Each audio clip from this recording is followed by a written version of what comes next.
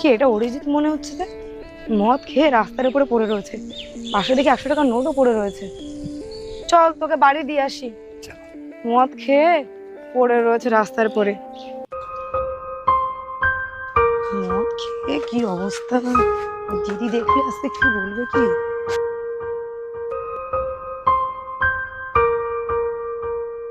অঞ্জনা, কোথায় তুই? তোর ভাই মদ খেয়ে রাস্তায় পড়েছিল, বাড়িতে এনে দিলাম তো। কোথায় পড়েছিল?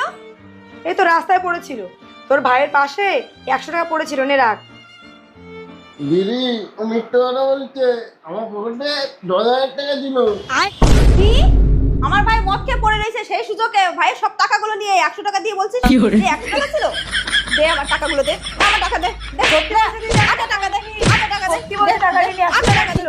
না না, মিথ্যে কথা বলা, দে টাকা দে।